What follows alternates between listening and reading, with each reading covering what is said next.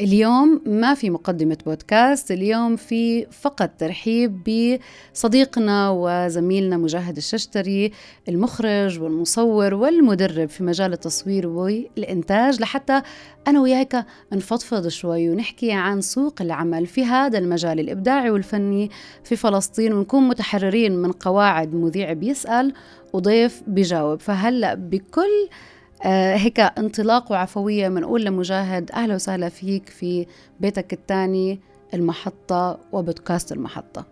أهلا وسهلا. بتعرف شو يعني كمان هاي المهنة قد ما صار فيها سهولة بسبب الترندات والاي اي ومش عارفة هدول التمبلتس الجاهزة والاوتوكات اللي بيعطيك اياه التيك توك، صارت ناس بتفكر انه عن جد صناعة الفيديو هي بس بسيط. امسك كاميرا أو حتى موبايل ولقط هيك لقطات وحطها أوتوكات وبيطلع لك فيديو وبياخدوا قيمته من عدد المشاهدات اللي جابها وبس. هذا شغل السوشيال ميديا. الموضوع الأبعد من هيك كتير. الموضوع في كتير تفاصيل نشتغل عليها، في كتير أمور تقنية مختلفة، في كتير معدات لازمة. هلقيت الناس ما بتعرف، الناس التليفون بعطينا إشي اسمه دايناميك رينج عالي في التصوير، فبتلاقي أنت بتصوري في العتمة صورة تمام، بالإضاءة صورة تمام، كله هذا معالج بشكل سريع ديجيتال في قلب الموبايل. بالتصوير الطبيعي أو بالكاميرات الاحترافية مش موجود هذا الحكي، مستحيل يكون موجود. يعني بعطيكي تقنيات عالية وحدة عالية بس ما بعطيكي اللي بعطيكي إياه التلفون. فالناس بتفكر إنه أنا إذا رحت أي مكان بصور على السريع زي ما أنت حكيتي، بستخدم برامج الخاصة الاي اي هلأ جديد وبنشتغل. الموضوع السوشيال ميديا بدها تخصص الناس اللي تصور بشكل بسيط. يعني أنا أروح وين مكان أصور وامسك هاي المادة انشرها، فبتلاقي الفيديوهات اللي مصورة على الموبايل الريتش تبعها والوصول تبعها كتير اعلى. صح. وتنساش انه هذا كمان سياسة الشركة يلي اساسا اخترعت هاي المنصات، اللي هي شركة ميتا اللي اخترعت فيسبوك وانستغرام. صحيح. فهي اجت قالت لك انا بدي ارفع الريتش على الفيديو اللي متصور من التليفون، وبديش ارفع الريتش على الفيديوهات المتصورة من الكاميرات، لحتى يكون في عندها عدد أكبر من الناس بتستخدم المحتوى أو بتنشر على المنصات تبعها، لأن هي مستفيدة من هذا الشيء. يعني ما بدها تضلها حاصرة حالها بعدد المصورين الموجودين من حول العالم ولا عدد المنتجين الموجودين من حول العالم. هلا هن بيعتمدوا برضو كتير على مجال التخصصات أو التعددات في التخصص. يعني بتلاقي أنت الخوارزميات كل حدا تحضر شغلة معينة بصير أنت كل الريلز اللي عندك مثلا زي ما أنت حضرتي. هن بيعتمدوا على هاي الناس، فبيعتمدوا على أبسط حدا ممكن يعمل إيش محتوى تافه، أي محتوى كان. فأنت هاي الناس من بيحبوهم. تمسكي هاي الناس أي فيديو أي شيء نشريه بتلاقي ريتش عنده طلع عالي. كتير مرات الترندات لما بنطلع بنشوفها شو الترندات، شو هاد صح شو مصورين انت على اي اساس طلعتي لي هذا الفيديو ترند؟ يعني فيديو مش عارف شو هو، ولا يعني حتى في الموبايل وفيديو جدا سيء، هاي اساس طلعت لي ترند؟ ما بعرف. في عندهم اشي بدهم يهبلوا الناس، بدهم والله العظيم بحس انه في اشي غلط. طب ليش هيك بصير يا جماعة الخير؟ وبالمقابل بتلاقي ناس عندها محتوى او عندها متابعين وبيشتغل وبيعمل مثلا حملة او بيعمل فيديو الى اول ما الى اخر ودنيا وعالم، انزل فيش مشاهدات فيش مشوار. طب ليه؟ ولا لايك ولا كومنت ولا شيء. لا. وبتعرف شو بيستفزك اكتر؟ لما بتفتح على الانسايد وبتلاقي مثلا انه هو الوصول للفيديو مثلا واصل ل 5000 ل 10000 اذا نحكي عن الارقام البسيطة، بس 2 لايك. طب ليه بتشوف الفيديو وبتعملوش لايك؟ ليه بتشوف الفيديو وبتعملش عليه كومنت؟ للأسف هاي الثقافة. للأسف يعني الناس بتدور على الاشي اللي بضحكها. صار من المآسي اللي احنا عمالنا بنعيشها، بدنا اشي يضحكني. انت ما تفرجيني اعلان بغض النظر شو الهدف منك تبعك له، ما راح تقدر توصل لي انه انا تمام اوكي عجبني. فانا بدي تستهدفني بطريقة اكتر. فاحنا اكتر اشي بندور عليه انه نضحك. تشوف فيديوهات تضحك، مستحيل تلاقي فيديو بضحك مش ناجح. صح. او فيديو فيه تنمر وانتقاد مثلا وبيحكي بطريقة سلبية، هذا بتلاقيه مثلا عادة بيكون هو الأنجح. أما الفيديو اللي بيكون إيجابي مثلا، ما بيكونش في تنمر، بيكونش في وصمات مجتمعية على مواقف معينة، بتلاقيه مرور الكرام، مرور ضحكي خربشنا اللغة. بتعرف حتى السوشيال ميديا اليوم خربت لنا اللغة. تعال طلع الناس اليوم شو بتكتب، حتى على الفيديوز، حتى على الكلام اللي بيكون من الناس اللي قاعدة بالفيديوهات. هو لا في عنا التزام بلغة، ولا عنا التزام بمضامين، ولا في عنا التزام بقواعد التصوير. قديش تدمرت اليوم على السوشيال ميديا. قديش هذا الموضوع بيستفز، يعني خاصة الناس اللي بتعبت وقت وفترات طويلة وسنين وخبرة. صار الموضوع جدا بيأذي الناس اللي يعني أنا سنين اللي بتعلم وبحترم حتى الجيل اللي قبلي. يعني ناس أنا بعرفها من أول، ناس كبيرة كان، سواء ناس بتشتغل في مجال الصحافة أو بمجال خلينا تصوير الإعلانات اللي كان معدوم زمان أصلا بفلسطين. بس إنه أنا بحترم هاي الناس، فأنا عمالي بقدم كل طاقة عشان أقدر أوصل. طب اليوم هذا الحكي كله صار شايفينها مهنة أي حدا ممكن يفوتها. هي مش هيك. إذا ما كان عندي حب لهذا الموضوع ما أتعب 24 ساعة وأنا تمام، أموري تمام، بس جسمي تعبان عقلي شغال، ما بزبط. صح. تخيل وين الموضوع. يعني أنا في دورات التدريب أنا بعطي كل كورس ده 2 ساعة تقريبا، أو أي مشروع تصوير ممكن التصوير يكون 3 ساعات 4 ساعات حسب شو في عنا مادة. أنا إذا جسمي مرتاح ممكن قاعد أشتغل 24 ساعة. صح. ما عندي أي مشكلة. ليه؟ هل هذا حساب يعني حساب حياتي الشخصية؟ لا، بس أنا بحب هذا الموضوع. في ناس مثلا بتحب تطلع على الجبل تعمل قلاية بندورة مش عارف، أنا ما بحبش هذا الجو نهائيا. تخيلي لقيتي حدا أنا قاعد ورا كاميرا بكيف، وأنا اليوم قاعد قدام كاميرا في عندي بكيف. يعني هذا عالمي. هذا مرات بزهق بتعب بالروح بتفرفط، بس لما أشوف إنجاز التعب في ورا إنجاز. بس إذا في تعب فيش إنجاز هون في كارثة. صح. يعني اللي بروح بيشتغل وبتعب وكذا بتلاقي آخر إشي شغله مش واصل كما يجب. هون عنده تحدي إنه يقدر يطور من حاله أكتر. لا، بدي أشتغل أكتر، بدي أتعلم أكتر، بدي أجرب أكتر. أهم معلم في موضوع التصوير، أهم حدا بيعلمنا هي كبسة التصوير. يعني قصدك الممارسة. الممارسة كل يوم. في كتير ناس أعطيناهم دورات من 2018 لليوم. في كتير ناس خلينا نحكي حبت هذا المجال وبدها تستمر فيه. انت ببين انه هو عن جد حابه بعد فترة طويلة، يعني بعد 1 2 3 سنين. شوف اذا هذا الشخص ناجح معطي كل وقته ومكرس كل حياته لهذا الاشي، او هذا الشخص خلصنا الدورة من هون. خاصة انا دائما بحكي انه في عنا فترة حساسة. هاي الفترة لو كل يوم ساعة نص ساعة، بغض النظر شو الموضوع اللي انت تعلمته في اي مجال في مجالات التصوير، اشتغل عليه حتى لو خبابيص. تخيلي حتى لو خبابيص. يعني كيف انت كمذيعة لو انت جديد على عالم الإذاعة بدك تتعلمي، وقفي على المراية كل يوم 10 دقائق.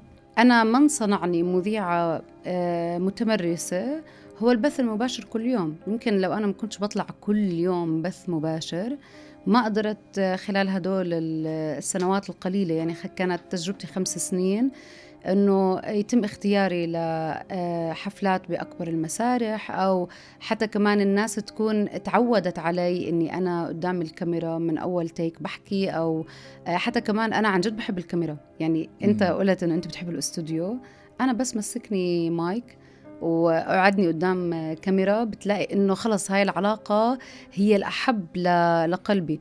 بس يمكن لو ما في ممارسة كل يوم ما بنت هاي العلاقة أبدا نهائيا. تخيل انت جديد بقى، يعني اي حدا، انا اول اقول لك مثال علي، انا اول ما بلشت بدي اعمل يوتيوبر في مجال تقنية التصوير، اول فيديو اذا بفرجيك اياه بتقعدي 2 ساعة تضحك علي. ليه؟ كله كت وكله غلط، وقاعد انا قاعد قدام كاميرتي. بعدين بتحس بالناس اللي انت كنت تصورهم، صح؟ كتير. اللي قاعد ورا الكاميرا نهائيا مش حاسس في اللي قاعد قدام. تخيل انت، يعني اذا انت مش متعودة تنطلقي في الكلام، او يكون خلينا نحكي تركيز الناس معاكي هذا على الكاميرا اضعاف. ما بعرف كيف، ما بعرف ليش 90% او اكثر من 90% من الناس بتخاف من الكاميرا. صح، عندهم رهاب. كيف كسرت هذا الموضوع؟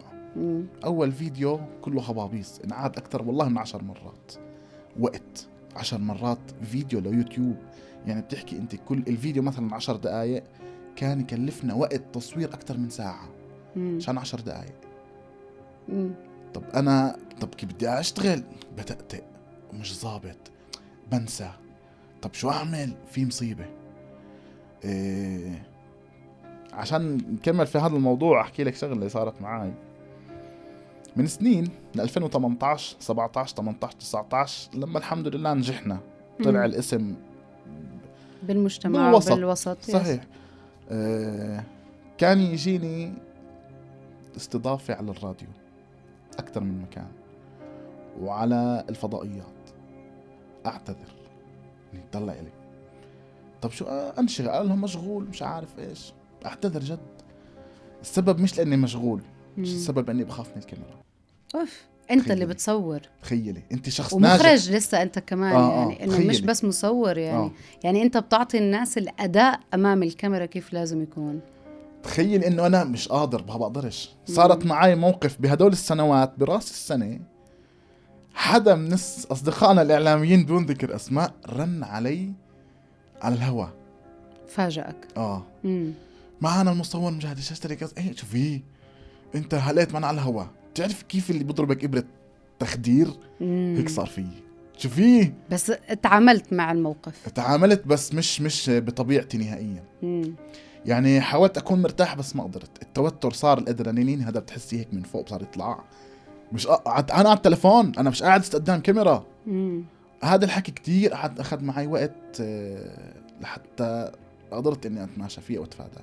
تعرف هذا وصفك للادرينالين او الخوف والتوتر بيذكرني في اول مرات انا قعدت فيها قدام الكاميرا وبدنا نطلع على البث المباشر، لسه ما في مجال لا لكت ولا لعيد ولا بدك تخرج. اكتشفت انه الانسان لما بيخاف بيشوب. يعني هذا كان اول اكتشاف، انه انا خايفة بتصير انت هيك قاعد عم تعرق، تمام، وضربات قلبك بتصير أعلى من صوت ذهنك، أوكي، وبنفس الوقت إنه أنت ما في عندك مفر إنك أنت تخرج من هذا الموقف، ولا حتى بتعرف أقول لك إنه أنت تنفس، ما فيش. أنا قاعد قدام الكاميرا وقاعد عم بحكي. فبس خرج يعني بس خرج أول فاصل وشفت إنه لا، يعني أنا كان تم الموضوع، إنه هاي ما صارليش إشي. شعرت بشوية الثقة اللي ممكن تكون موجودة، ولفت الكاميرا لعند ما اجيت بدي أطلع على مسرح كتير كبير، تمام. احنا المسارح عنا هون في البلد يعني بيتراوح جمهورها من 800 ل 2000 بني آدم. فأنا بعد 4 سنين إجاني إيفنت أنا بدي أطلع أقدم محمد عساف في روابي، مدرج بيوسع من 15,000 ل 20,000 شخص. بتجنن يعني طلع شوابت هلأ وأنا بتذكر الموقف. كمان رهبة الجمهور اللي أنت بتلاقيه على أرض الواقع هي أضعاف رهبة الكاميرا، اللي هي أساساً سببها التواصل مع الجمهور. المسرح الناس. تتخيلش قديش هذا الشعور إنك أنت تواجه مخاوفك بس وأنت وثقان إنه أدواتك اللي أنت متمرس عليها وأنت مجربها، ثقتك في نفسك إنه أنا عارف شو أنا بعمل، هي بتساعدك، بتعملك إجرام من حديد فعلا وبتوقفك قدام الموقف، لأنك أنت متسلح بعلم وتجربة وقارئ. وحسيت بهديك اللحظة إنه هذا يمكن يكون الفرق بين الشخص اللي يدعي القوة أو الجرأة أو الثقة أو التمكن، وبين الشخص اللي عن جد هو كم متمكن وعارف شو بيعمل. لأنه قدرت أنا بهديك اللحظة أتخطى الخوف وأمشي زي ما أنت يعني باللقاء أنت قدرت تتخطى الرهبة، لأنه أي سؤال دي يسألك إياه أنت بدك تجاوب من تجربتك، بدكيش تفتح ورقة وقلم وكتاب وتجاوب. بس اليوم لما نيجي إحنا بنطلع على السوشيال ميديا، نرجع كمان مرة اللي هيك حشرتهم في الشاشة الصغيرة وبتلاقيها عندها 1,000,000 متابع وكذا وبصر شو. جرب التقي فيها على أرض الواقع، شوف إذا بتعرف تحكي معك كلمتين. هذا موضوع جدل كبير. هذا كلياته كذب. يعني بقول لك جرب احكي معها كلمتين حرفيا. يعني شوفي عشان نكون صريحين، أكثر الناس المشهورين كلهم كذابين. هن مش هيك على الحقيقة. في ناس جد هيك كل احترام لهم، في ناس كله كذب بكذب، خرط بخرط. أنا اليوم عملت 1 2 3 مش عاملة شيء. أنا اليوم بدي أعمل 1 وانتي ولا يعني حياة جدا مختلفة.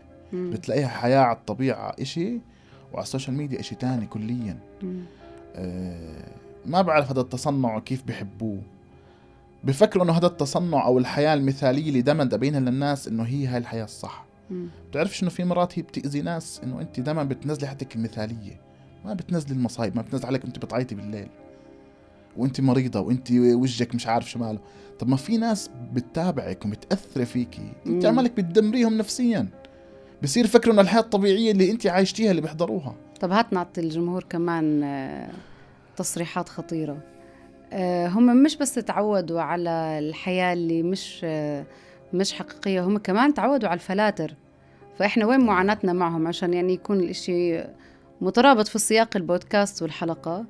لما بتيجي أنت تصورهم بالكاميرا، إحنا شو مشكلتهم مع الكاميرا تبعتنا؟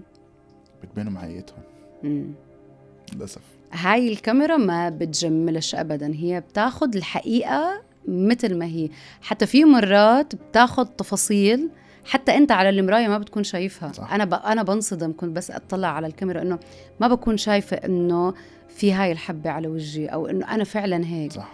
فهم شو بيعملوا معك يا مجاهد؟ اعترف، لما بيجوا عندك وبتصورهم بكاميرا الحقيقه وهم متعودين على الفلاتر شو بيعملوا؟ أول شو ما بيعملوش بيعملوا لا شوف اللي متصارحه مع حالها بتعرف انه هي هيك، بس اللي مش متصارحه مع حالها ليش بتحكي لي ليش هيك مطلعني؟ يعني انا مرات بكون جريء شوي، اذا بديش اكون وقح بقول لها هذا شغل رب العالمين مش شغلي. هاي الحقيقه عن جد انت هيك، انا ما غيرت فيكي. ممكن يتغير تفاصيل الجسم هذا عندك، بس الشكل الجوهري الكامل لحجم الجسم ممكن بزاوية الكاميرا شوي يتغير، ينحف يطلع يطول يقصر ممكن شوي، بس المضمون نفسه الشكل تبعك الكاميرا جابته زي ما هو. مش انا اللي عملت هيك، الكاميرا هيك جابت. هذا انت صح. هلا احنا بعدين بدنا نتماشى معاك ونحط لك فلاتر ونعمل وكذا لانه انت مش متقبل حالك. صراحة بيجي بقول لك لا انا بوثق بحالي وانا عندي وانا بس انت هيك. ما دام انت واثقة في حالك بتقدر تطلعي في يوم مثلا بدون ميك اب وبدون فلتر، تخيل لوين؟ اكيد لا. أكيد لا. أو تسمحي لنا نصورك بالكاميرا ونطلع الفيديو من دون ما أنت تاخديه وتحطيه على فلتر. يعني هاي أنا كنت أشوفها، هاي مصيبة. إحنا بعد ما كنا نسلم بعض الصبايا فيديوهات هي خرجت من عنا بجودة ووضوحها عالي وكذا، لما أشوفها نشرتها عندها على الصفحة ألاقيها قلت شوي. أنا يعني أنصدم، أروح أتبع معها على الموضوع ألاقيها مسكتها فوتتها على واحدة من هدول البرامج اللي بتركب فلتر عليها عشان تصير بتشبه شو هي عادة متعودة تشوف حالها على الفلتر تبع انستغرام تبع سناب شات. بقولها بس يعني كان كتير حلو الفيديو، كان نقي، كان مبين فيه الطبيعة. لا، هي الطبيعة تبعتها بفلتر الغش. الطبيعة تبعتها هو الفلتر للأسف.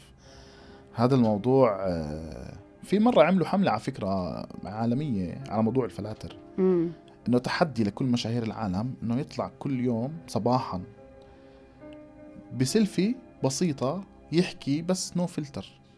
إنه يعني أنا هاي اليوم طالع بدون فلتر بدون ميك اب بدون ولا إشي ولا حتى تلوين على هذا. وطلعت الحملة وانشهرت أظن بال2021 كانت 2020 يمكن بعد كورونا صح.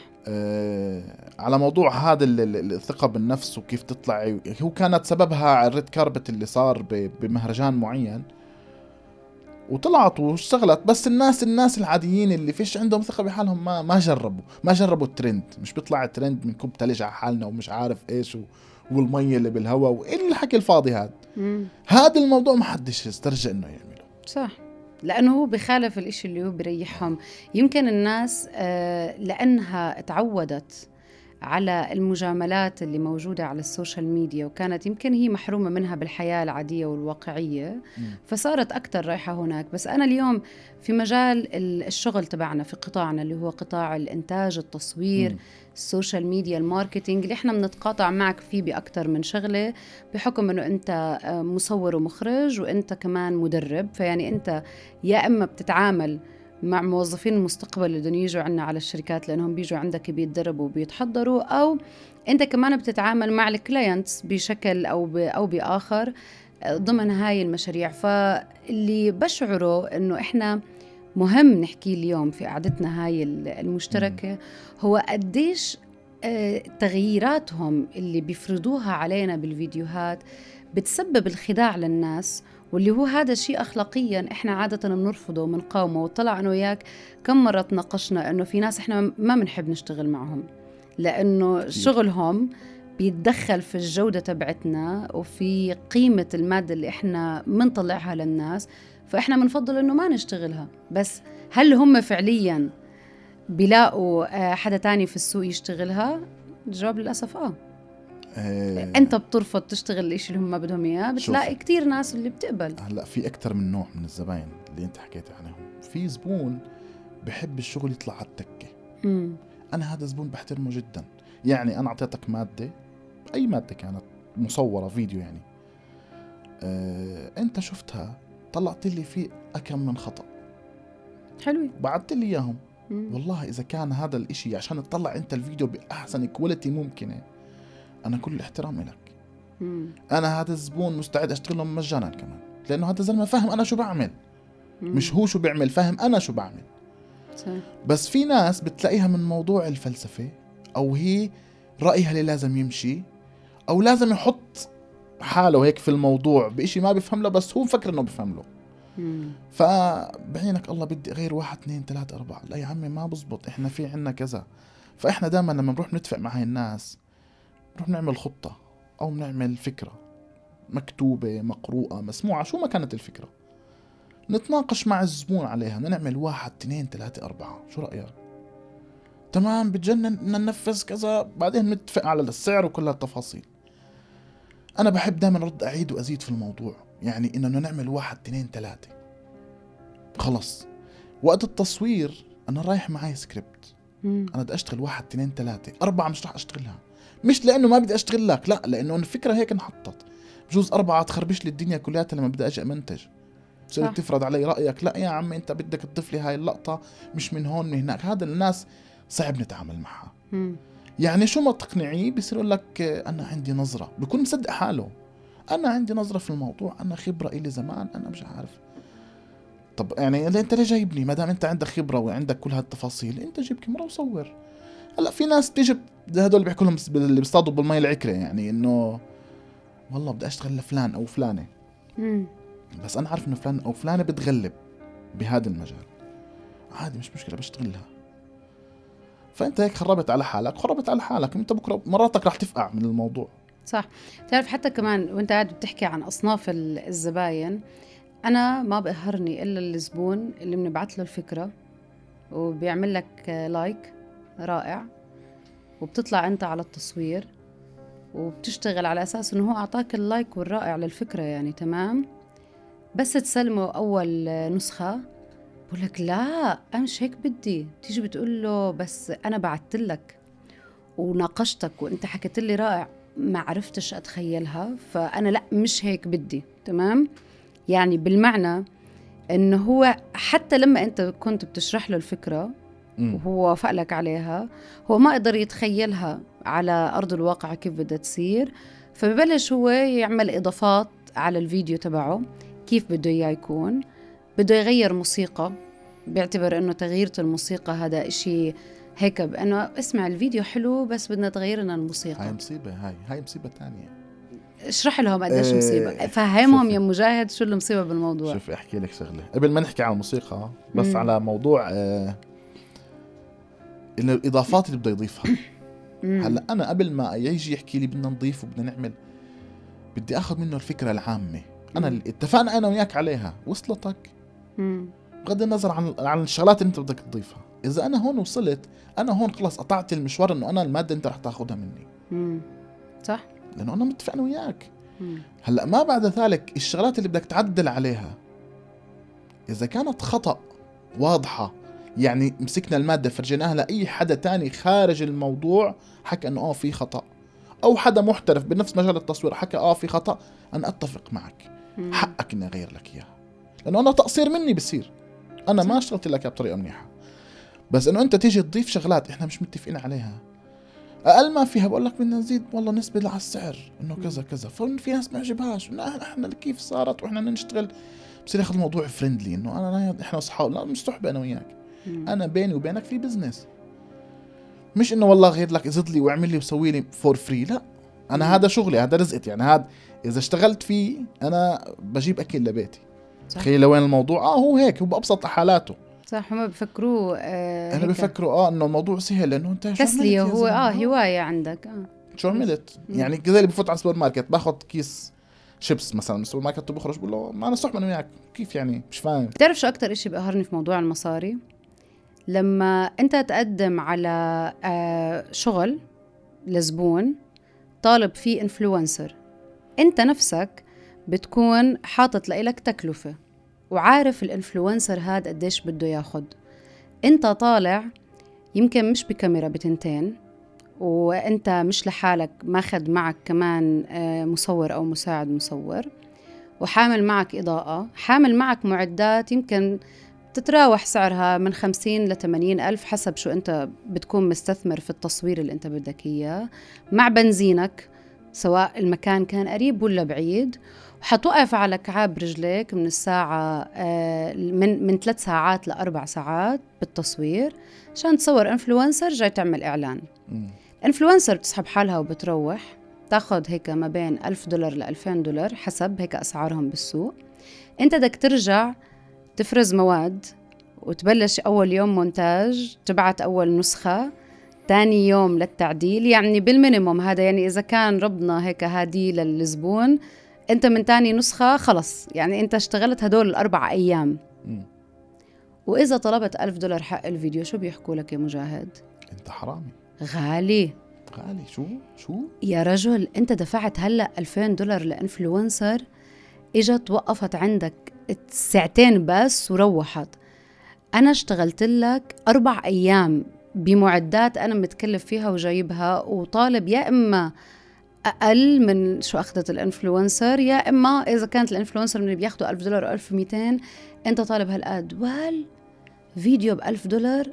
طب بستغرب الموضوع. امتى عن جد خرب السعر في السوق؟ انا بعرف بالزمانات صراحة كان سعر الفيديو محرز، كان صحيح، وكان يندفع للفيديو، كان يتقدر البرودكشن. امتى صار ببلاش إلا ربع؟ امتى صار ببلاش إلا ربع؟ لما صار المحتوى ببلاش إلا ربع. صارت الناس تدور على المحتوى الأبسط الأخف والأكثر عددا. يعني مثلا طلع موضوع الريل، صرنا ندور انه الزباين تدور عنه انا بدي عدد فيديوهات اكبر بوقت ابسط بلقطة واحدة، خلص فيديو واحد بلقطة واحدة. كان زمان الموضوع بده دراسة وبده شغل. للأسف في كتير ناس بتفكر انه ريل يعني سعره بسيط، يعني مصور بالطول، بس الفيديو المصور بالعرض هذا سعره غالي، ما بدي اياه، بدي مصور بالطول. هو الموضوع نفس الاشي، بس واحد مصور بالطول وواحد مصور بالعرض. فالناس بتفكر انه يعني كلمة ريل انه مصور، لا ما خصش، ما دخل هاي في هاي. فبتيجي بتحكي لهم مثلا على فيديو ممكن يكلف $1000 على حملة إعلانية معينة لحدا معين، فبتيجي بتحكي لهم بس أنا بدي أصور بالطول عشان نخدم الناس اللي على السوشيال ميديا للتليفون. بقول لك معناها هذا ريل، بدك معناته تخصم لنا، ما مش بزبطش نفس السعر. يا جماعة الخير هذا نفس الشغل، بس احنا قلبنا نفس المعدات نفس الجهد، صح؟ بس الكاميرا بدل ما هي بالعرض قلبناها بالطول بس.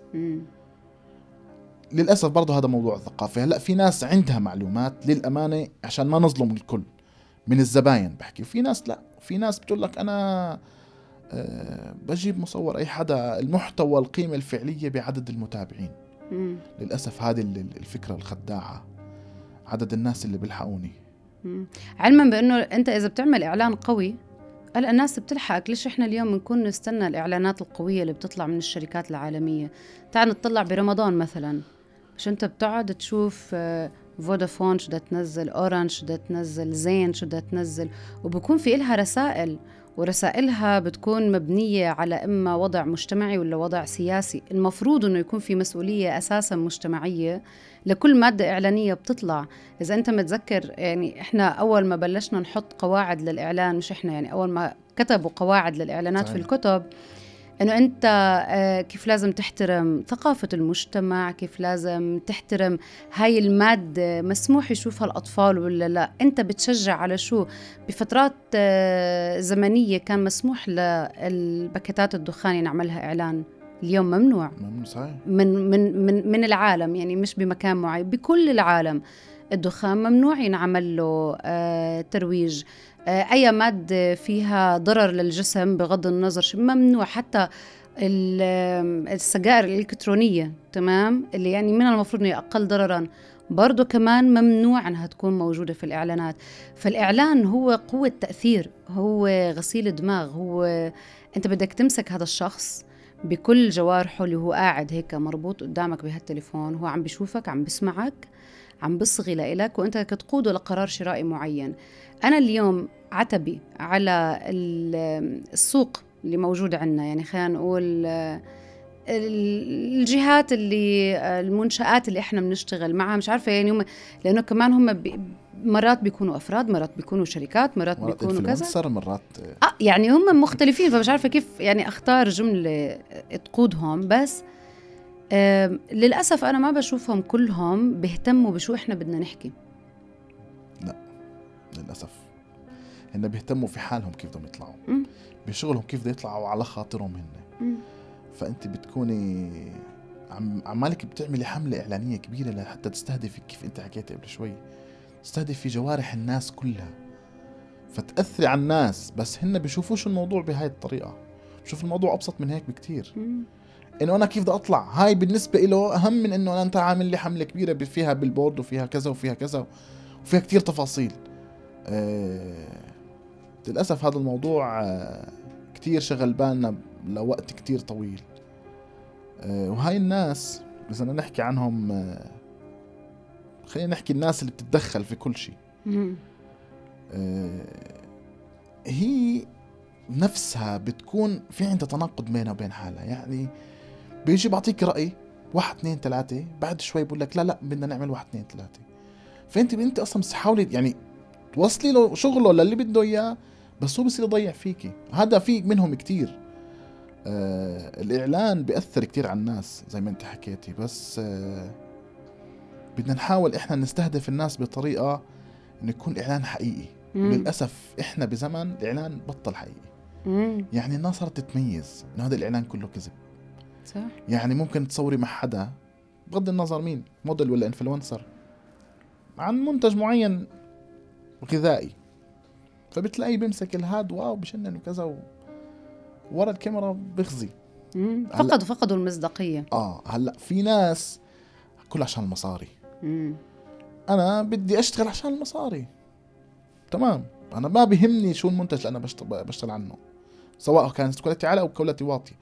بس الناس اللي بتكون عن جد بتنصح متابعين عن جد، لا تشتغل على موضوع انه انا اعطي المصداقية بشكل كتير كبير. صح. خاصة الناس اللي بتشتغل في موضوع التجميل مثلا، يعني مثلا انا انفلونسر كصبية وعندي عدد كتير من الصبايا، اجاني اوفر على منتج للبشرة، منتج للشعر، منتج لايش مكان بخص الصبايا، وكان عرض السعر لهذا الاعلان كتير كبير. فانا ما انسى موضوع المصداقية للناس اللي بتابعوني، امسك هذا المنتج اجربه عن جد. لما اطلع احكي عنه 1 2 3 عن جد هو هيك، بس مش عشان انه والله المبلغ فيه 3-4 آلاف دولار على وقت معين. يعني الموضوع انه لا بدنا. مجاهد انت قديش لك بتشتغل بهذا المجال؟ إلي من 2014، يعني مرق عليك حقبتين زمنيات. بنحكي عن أكتر من 10 سنين. في حقبة قبل الانفلونسر، حقبة بعد مع الانفلونسر، خلينا نقول انه هم لسه هلا ما راحوش يعني. لسه موجودين طبعا. شو الفرق بالشغل بمجال الإنتاج اللي إحنا كمان نحكي بلغة أبسط عشان الناس كلياتها تفهمنا شو يعني، اللي هو شغل تصوير الإعلانات وتصوير الفيديو كليبات وتصوير اللي انتم كل يوم عم بتشوفوه على السوشيال ميديا، وبسببه انتم بتقرروا تشتروا أو ما تشتروش. تمام. وهذا إشي كتير مهم. شو الفرق يعني، وانت كيف كمان واكبت يعني، وكيف قبلت بالفكرة اللي كانت قبل وكيف الفكرة كانت بعد؟ أول إشي الحقبة الأولى كانت الانفلونسر مش لأشخاص، كانت لأسماء صفحات. أول ما طلعت السوشيال ميديا خلينا نحكي، كان المشهور اللي في هذا المجال الشخص الإعلامي، المذيع. زمان تتذكر أستاذ الفلاني الأستاذ الفلاني المذيع الفلاني، سواء بالمجتمع العربي أو بالمجتمع الفلسطيني، انحشرت لحتى توصل لمين؟ لصفحات على السوشيال ميديا. صح. صفحة كذا كذا، صفحة كذا كذا، كانت هن الانفلونسر المشهورين موجودين من اليوم. بس لما طلع موضوع التصوير الشخصي اليومي، انه انا بعمل 1 2 3 بعمل 1 2 3، صار الموضوع لا اكثر من اني اصور يومياتي، صرت انا اثر على الناس. يعني احكي لهم اشربوا مي، يشربوا مي، تشربوش كذا، يعني اعملوا كذا، سافروا كذا. صار الموضوع فيه تبعية. كيف موضوع الفنانين اللي اصلا كانوا موجودين، المغنية الكذا المشهورة الممثلة، فصارت ناس عاديين ما عندها اي اشي تعمله في حياتها، صارت تتأثر على الناس من فيديو طلع ترند، من فيديو كذا. فهدول الناس احتلوا الموضوع. أثروا عليكم بشغلكم كمصورين بقطاع تصوير الإعلانات؟ بصراحة أثروا من ناحية مادية. بس من ناحية معنوية لا، هن ضافوا لنا، ما أثروا علينا. ممكن مرات كان زمان المصور له هيبة هيك زي الانفلونسر، بعد مصور مشهور عنده 10,000 على الفيسبوك. طبعا كان رقم 10,000 على الفيسبوك رقم عظيم، رقم كتير كبير. فهذا الموضوع أثروا علينا بناحية إنه هن صاروا يغطوا علينا. يعني لقيت مصور فلان، مين هو هذا يعني؟ أما يمرق هذا انفلونسر هي ولا هاي فلانة وهذا فلان وهذا. اليوم إذا كان في عندهم ميزانية محدودة يجيبوا مصور ولا انفلونسر، بيروحوا بيختاروا الانفلونسر. للأسف إحنا كنا زمان لما نعطي عرض سعر لمحل، سعرنا كان أقل من هيك بكتير. واحد من ضمن عرض السعر أنه ننشر على صفحاتنا معروفة. صح. يعني اليوم محت هاي الشغلة، هلا انمحت. يعني صدف جدا قليلة ان اشتغل مع حدا يقول لي بدك تصور بس بشرط انك تنشر على صفحتك. انا اشوف حالي انه انا انفلونسر، صفحتي يا زلمه. ما اليوم صار عليهم مليون وصار عندهم اكثر من مليون. فموضوع انفلونسر طلع احتل الموضوع، وبتلاقي ما في محتوى مرات، ما في اشي. يعني انت عايش، خاصة اذا بتتابعي السناب، لانه قعد فترة معها، رجع السناب للناس الانفلونسر يدفع مبالغ خيالية صح على الإعلانات للسناب شات. فأنا انصدمت هذيك اليوم بقرأ تقرير إنه فلانة الفلانية بالمجتمع العربي بس تنشر يومياتها فقط لا غير، بيطلع عندها إعلانات بيوصل الساعة تقريبا، الساعة اللي بتطلعها على الستوري بيوصل فوق $1,000 و$1,500 باليوم. بدك أعطيك أرقام تانية بما إنه يعني هاي أنا دوما معني فيها. خلينا نقول إنه كل 100,000 في بعض الدول، يعني خلينا نحكي عن الأردن مثلا، كل 100,000 عندك مقابلهم $100. فإذا أنت وصلت لمليون أوكي، سواء مشاهدة أو فولو، فأنت بتاخد $1,000 لك كاملين هدول، بس أنك أنت عملت الإعلان. أوكي، هذا أنك أنت عملت الإعلان على الستوري. أنا استدرجت عروض أسعار من أكتر من شخص عشان نعمل معهم إعلانات، فكان في أشخاص طلبوا $3,500 على تصوير الريل، اللي هو بيطلع هيك حوالي 17,000 شيكل أوكي على تصوير الريل. بفلسطين خلينا نقول الأسعار تبدأ من $100. في عندنا ناس يعني عندهم متابعين قلال. اليوم صار عشان تعرف اللي عنده 50,000 وأقل هو يعتبر المايكرو إنفلونسر، فهذا بياخد من $100 ل $300. أكتر من 50,000 يعني وصل لعند 500,000 ببلش ياخد من $700 ل $1,200 على الإعلان.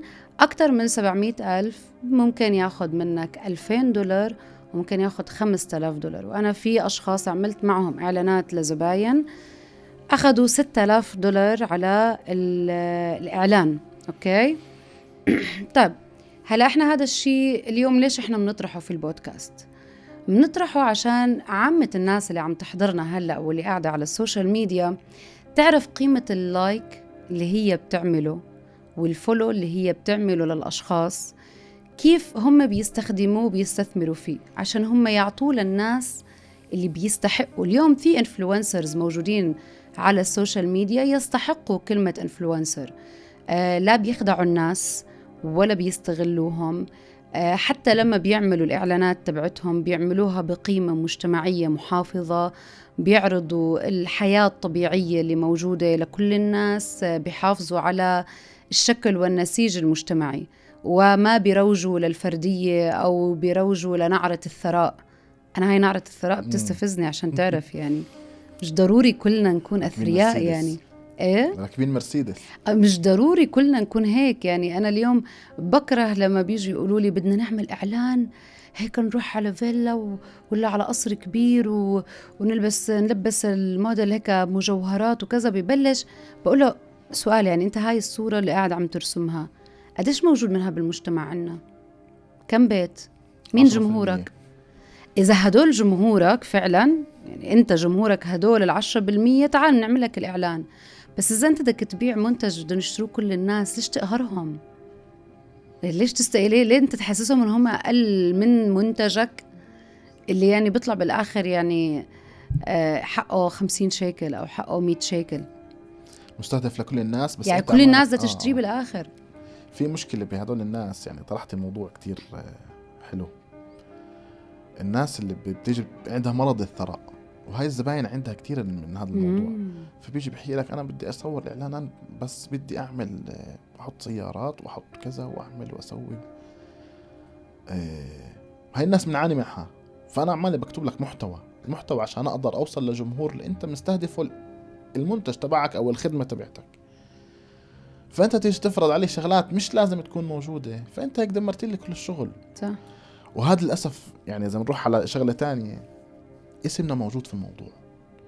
لما هذا الشخص أو هذا الزبون يجي بده يفرض رأيه علي وأنا أتماشى معاه لأنه بدي أشتغل وأخذ مصاري وأروح، ويجي ينزل الشغل، فأنا اسمي بالواجهة.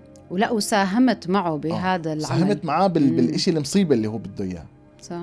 فأنا هون بكون على المحك إنه أقل ما فيها بالوسط فلان الفلاني صار يشتغل بطريقة 1 2 3، إنه خلص بس بده يشتغل مقابل مادي ومشيني. للأسف هاي الشغلة موجودة في الناس اللي بتشتغل في مجال الإنتاج الفني بين مكان، إنه شو ما بده زبون اعمل له. أنا مش مع هاي القاعدة. شو ما بده الزبون لا، شو ما بده الشغل الصح نعمل له. أنا والزبون رأينا إحنا التنين تحت. خلينا نحكي إذا كان في حملة إعلانية أو إذا كان في عندي خطة إعلان أو إذا كان في عندي هدف كيف أوصل هذا الإشي شو ما كان للناس. تعرف يعني هم من وراء الكواليس بيقولوا هدول إحنا. أنا في مرة كان عندي زبون غلبنا. إحنا كتير عم نبذل مجهود صراحة بالفيديوهات اللي بنعملها وبانينها على سيناريو وحاطين منتج وجمهور مستهدف وكذا، وبكون تصويره كتير حلو وبتعطيه مش رضيان. ليش؟ بضل يفوت على الصفحة عنده وهو قاعد يقلب بيطلع له شي ترانزيشن الكاسة فيه مقلوبة، شي ترانزيشن في حدا بعرفش بتشقلب، يعني ترانزيشنز عقولتك يعني هي وان تيك ومدتها 10 ثواني بيصير يبعث لنا اياها. هاد طلعوا هاي الشغل، هاي طلعوا هالشغل. بالاخر انا شو حكيت للبنات؟ قلت لهم هذا الزبون خلص فاهم شو بده، يعني انا بهالطريقة يعني قلت لهم ليه مغلبين حالكم؟ خلاص هو بده الفيديو قبل 10 ثواني اللي فيه من إلى، يا خلاص اعملوا له إياه طالما هو رضيان، فاعملوا له إياه. بس أنا اعملوا لي إياه صحيح من حيث الإضاءة، صحيح من حيث ألوان الكاميرا، صحيح من حيث إنه لا في رجة ولا في كذا ولا تمسكوا تحطوا غرة بدل الحليب والسحلب. يعني أنتوا إلى حد ما التزموا بالأخلاقيات والتزموا إنه الفيديو يطلع مرتب. أما المحتوى طالما هو بده إياه هيك خلص إحنا نضلنا مغلبين حالنا. وحرفيا مجاهد لما زبون شاف الفرق بين الفيديو البياع والفيديو أبو الترند هذا اللي هيك فش من وراء قيمة، هو منه لحاله غير رأيه.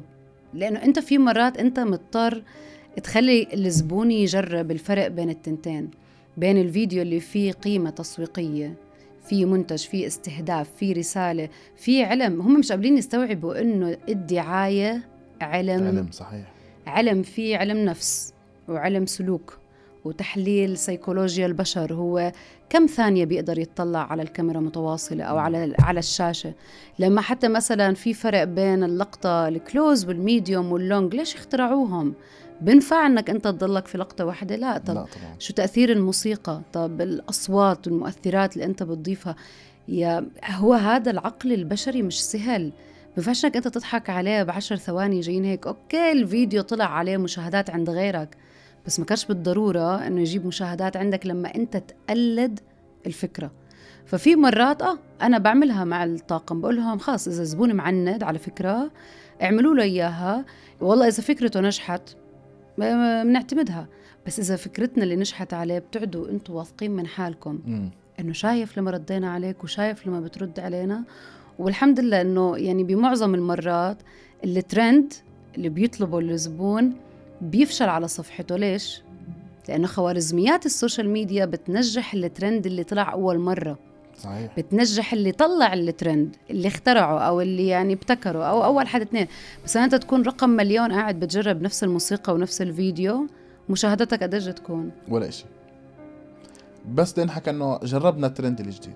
طب انا شو انت شو يعني مثلا انت شركه مستحضرات طبيه، مع انا مع احترامي لهم، انا ما بستهدف حدا، بتلاقي راح عامل لك منصه كل الفيديوهات اللي عليها شغلات بتضحك وترندات او تقليد الترندات.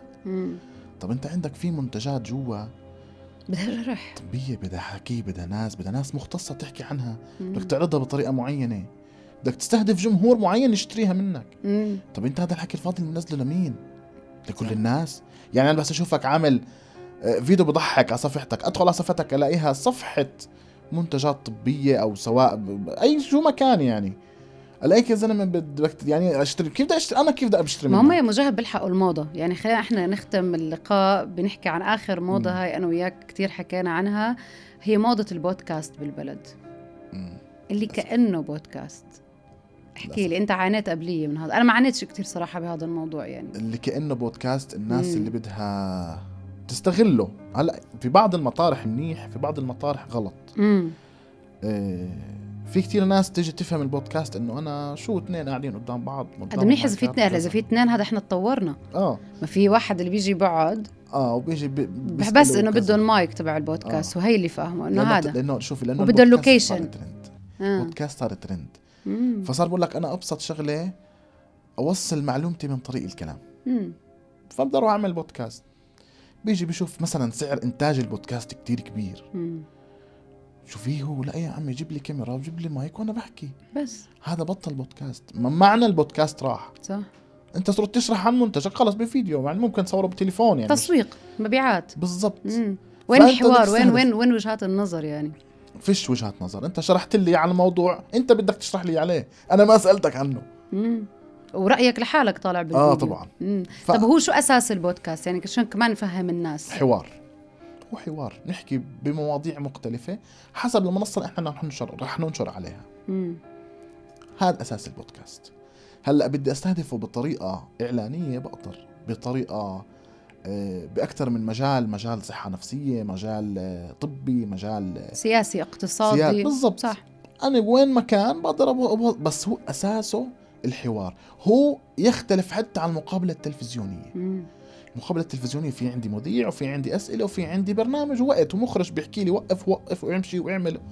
هون لا، أنا هون معي مساحة أكبر إني أحكي بحوار. يعني حتى التأتأة هاي اللي بتطلع أو كذا مسموحة تضلها موجودة. في بعض المطارح، في بعض البودكاستات حتى المسبات عادي. تخيل لوين هاي في دول أخرى مش عندنا. أنا عشان نحكي على البودكاست الطبيعي أو المنطقي. هو المقبول مجتمعيا بيكون مقبول في البودكاست. صحيح. هاي الفكرة. صحيح. يعني أنا قاعد وياك لحالنا بدون إشي، قيمي المايكات والكاميرا والإضاءة وكل شيء، حنضلنا بنحكي بنفس الطريقة، وحنضلنا نحكي نفس الشيء 100%. إلا رهبة الكاميرا. إلا طبعا ما هي كمان تصوير البودكاست هذا عبارة عن يعني افتراء على البودكاست، لأنه هو تدوين صوتي. أول يعني ما مش درسونا إياه، كنا إحنا صرنا بنشتغل، بس أول ما طرحوا هاي المنصة بتذكر كنت لسه بشتغل في التلفزيون، وكانت خديجة بن قنة هي أول المدونات بين العالم العربي للبودكاست، وكانت الجزيرة تعمل تدريبات لهذا الموضوع. فإحنا دخلنا أخذنا الدورات أونلاين، وكان اسمها التدوين الصوتي. البودكاست صحيح. كان اسمه التدوين الصوتي صحيح. وكانت يعني هاي أول مرة خديجة بن قنة بدها تقدم برنامج مش مصور، مش بالاستوديو. وبتذكر أنه كانت الكاميرا تبعت الجزيرة في البرنامج تبعهم تروح تصور لنا الاستوديو تبعها اللي في البيت، اللي هو عبارة بس عن طاولة صغيرة ومايك بس. بتقولك وهو تدوين صوتي، قد يكون فردي، إنه أنت قاعدة عم تطرحي معلومات وتستقبلي من الناس كمان، لأنه في منصة اسمها بودكاست زي ما في منصة اسمها يوتيوب صحيح. وبعدين صار في ممكن يكون لوجهتين نظر لشخصين، بس هي فكرة الآراء والصوت. هلأ ليش مرة واحدة طلعت موضة إنه يتصور ويصير سيت اب تلفزيون؟ ما بتعرف.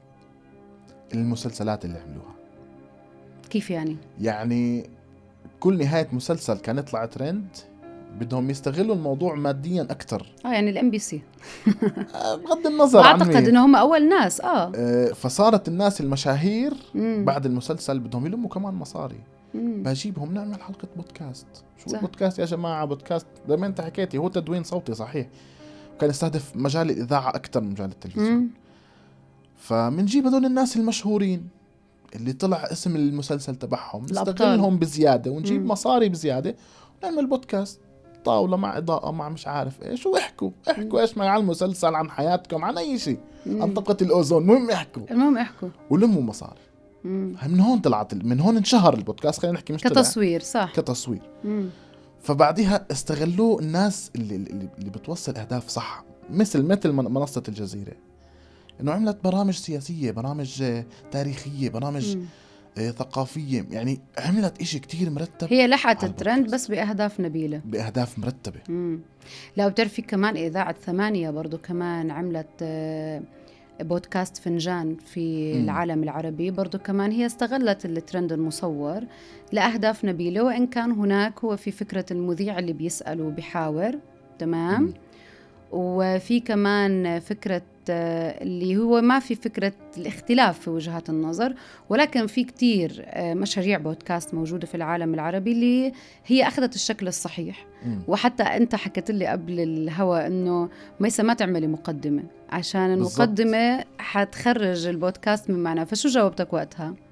إحنا رح نعمل المقدمة في الآخر، وقلت لك أنه هذا حيعتمد عليك. هلأ إذا أنت كنت عم تستناني أسألك، لأنه في شخص بيجي بيقعد بيستنى حدا يسأله، إذا أنت استنيتني أسألك أنت عطول فرضت علي أني أنا أكون مذيعة صحيح، بسأل وأنت ضيف بتجاوب صحيح. بس إذا أنت تحررت من انتظار السؤال وفعلا صرنا إحنا نتبادل وجهات النظر، ممكن أنت تأيدني، ممكن أنت تخالفني، زي ممكن أنا أأيدك، ممكن أنا أخالفك. صحيح. هيك راح البودكاست بمعناه الحقيقي اللي هو الهدف منه إنه إحنا فعلا نطرح موضوع، مش بالضرورة نطلق حكم عليه ولا بالضرورة نكون إحنا الصح المطلق. وهذا اللي حكيناه، يعني نحن بدنا نحكي بكل جرأة. متذكر لما حضرنا مجاهد شو رأيك نيجي نحكي، إحنا بدنا نطلع بكل جرأة نحكي إشي بمسنا في حياتنا اليومية أنا وياك، لا سيما إنه إحنا التنين نشتغل تقريبا بنفس القطاع بس بشكلين مختلفين. صحيح. أنت صاحب استوديو، بمعنى أنت صاحب نفسك، ملك نفسك، أنت الون مان شو، وأنا هون بشتغل شركة وعندي فريق وعندي أكتر من زبون بنفس اللحظة بمستويات مختلفة. ولكن اكتشفنا مع الوقت إنه سواء أنت معطي الزبون كل الخدمات أو أنت كنت معطيه خدمة واحدة، هو التصرف تبعه والسلوك تبعه واحد. صحيح. بموضوع هو تقييم عملنا اليوم، هل هو عمل فني إبداعي يستحق المبلغ اللي إحنا بنطلبه،